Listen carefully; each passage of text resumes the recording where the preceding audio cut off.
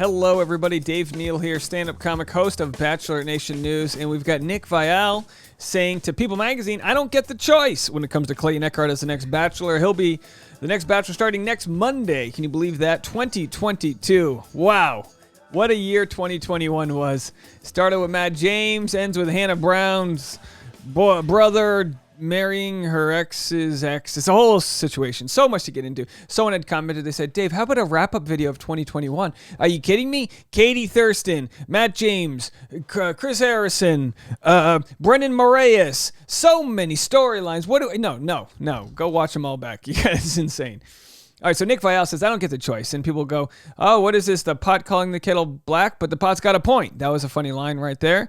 And the truth is, Nick wasn't sort of necessarily a popular choice when he became the Bachelor.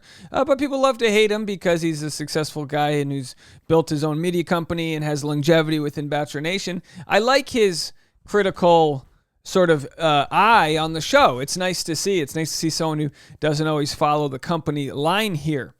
But the question is Echard going to be a good choice? And I look at this as in stand-up and in comedy. Sometimes you need a straight man surrounded by a character, right? A David Spade to a Chris Farley. You need someone to hold down the center, like sometimes a vanilla person. Someone who's just like your basic accountant, no offense out there, just someone who's just straight and narrow, Midwestern, vanilla person, and then you speckle that around with all the people that are going to be fighting. So it's not necessarily that Clayton needs to be this Prince Charming with great charisma. No, he can just be a guy who's punting out of his coverage. He could be a guy who's never had this many beautiful people surrounding him, wanting his attention. It's almost better in some cases to have a Clayton Echard versus someone who's so suave and good with the ladies, because then you're going to have a guy who knows how to talk to everyone perfectly versus in this scenario, a guy who says, I love you to 3 different women. And we're like, whoa. So we'll get into this whole story. Of course, the comments when Bachelorette posted this, Nick Viall saying he doesn't really get the choice of Clayton Echard as the next Bachelor. He said, I've been kind of critical of the selection. It's nothing against Clayton. He seems like a nice enough fellow. But just looking at Michelle's top 4, each of the top 4 has better storylines, more charisma.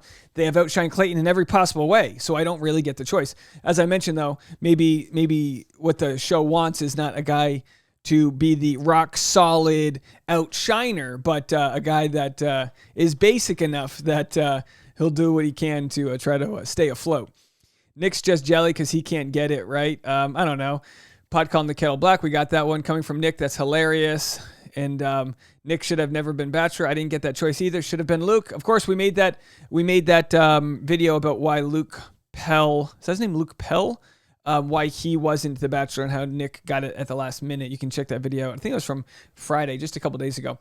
So anyway, we read all the comments here. I think from what we saw with Clayton on Michelle's season, which is not much, is that my fear for this season is that we're going to get a lot of platitudes and a lot of very high level nice. It all sounds nice, but none of it will sound real. I hope Clayton proves us wrong, and I'm very much rooting to watch this season and say to myself, which I have in the past, you know what? I didn't agree with this selection, but they got it right. I'm rooting for that to happen, but as it stands right now, I don't get it. All right, he doesn't get it. Now, let's go to what Clayton has said. Clayton Echard, what I learned after telling 3 women I love you on The Bachelor. Oh boy. He said, I actually used absolutes, which I no longer use anymore because this whole experience taught me not to. The former football player, 28, said on Us Weekly's Here for the Right Reasons podcast, January 3rd, it premieres. I remember the first day I went in, I said, I will not fall in love with multiple people. And I was so serious about it. And then the journey began and I was just battling with it mentally. I'm like, no, there's no way. So, not saying that Nick said you should have had to cast an F-boy. I wouldn't say Brandon is an F-boy. Nate, those aren't, I'm sorry, not Nate, Rodney. They're not F-boys. Rodney would have been a great choice. Don't get me wrong. Rodney would have been a great choice for The Bachelor. Probably more so than Brandon. But you do wonder, if Brandon's smoothness, was he so committed to Michelle that he kind of gave up his blueprints for how he talks to women? This might sound kind of like very in the trenches to say, but was he so open about how he loved Michelle that the show was like, oh, there's no way we can introduce him to all these new women. He's going to use those same lines on them. We need a guy whose lines we haven't heard yet. I don't know. Or are we overthinking it and they were just like, give me a white guy now? Because that's also the case. That's also the case that the show wanted to go white. Okay? Their audience has had this sort of demographic for a long time, and they're like, look, we don't just want white, we want white Midwestern, right? They're not picking some guy from New England. No, they want Midwestern. That's a giant chunk of their core audience. Are they just banking on this being enough to appease the select group of people that weren't going to watch Matt James' season, Michelle's season?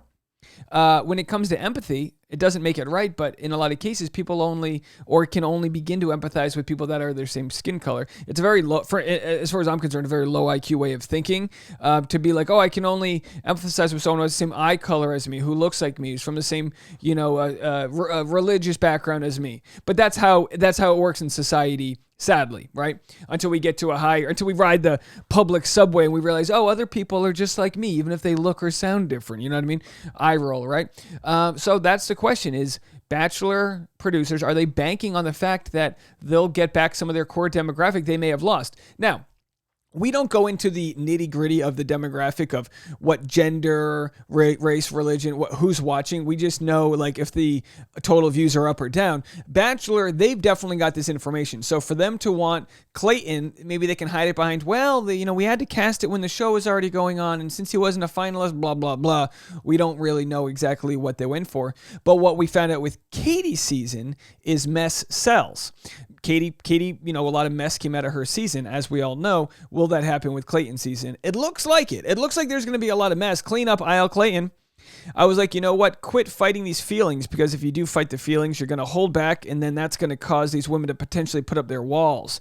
One day it hit me, and I was like, yeah, I'm in, I'm falling in love with multiple women, and I kind of started laughing in disbelief. I don't know if it was I think it was a nervous laugh, but you know what? I realized, like, you can't fight these feelings. You have to allow them to come out. It's something like a country song. You can't fight these feelings when you love 3 women on TV. You get to see in the promo what was shown. It was upsetting for the women to hear it, and rightfully so. Clayton told us about the headline-making moment. I understand that. My big thing is I'm someone who's very transparent, and I know that there's questions of, why did he say this? Just understand that once the show airs, that whole scene will play out, and there will be an explanation, and people will then understand, or at least they'll be able to see the full picture of what actually happened the way that it did. All right, Clayton's got that media training down. He's ready to go. I said that because that thought crossed my mind. Now, whether or not I acted upon it, the thought of him saying he wanted to take a rose back, that's what that everyone's going to have to wait and see. There were many moments throughout the journey where I was shocked, and I was just kind of asking Jesse sometimes these questions like, is this something that I can do? Because this is how I feel. Ultimately, I was just navigating my love journey the way that I felt was right. Yeah, he's like, can I take this rose back? How does this work? Does it come with a receipt? Do I need to provide proof of purchase? This person, you know what I mean? So I think personally, look, and we'll have to see how it all plays out. I think Clayton's going to be a fantastic Bachelor. I think the numbers, the demographic will be there. It'll be fighting against Joe Millionaire, not at the same time slot, but Joe Millionaire's coming back. We'll have to see if we watch that. Just know we're going to be covering this very closely. Live streams before the episodes and after, East Coast and West Coast. So if you haven't already, make sure to hit the subscribe button. Follow me on Instagram at DNeils and Patreon at patreon.com/DaveNeil. I've got behind the scenes content of how I make my thumbnails, which are the images you see before a video gets watched, and you can see all the behind the scenes of how things are made. I'll be going live today at noon. Right after this video, I'll be live on Patreon for the private membership community, patreon.com/DaveNeil. We'll see you later on. Bye, guys.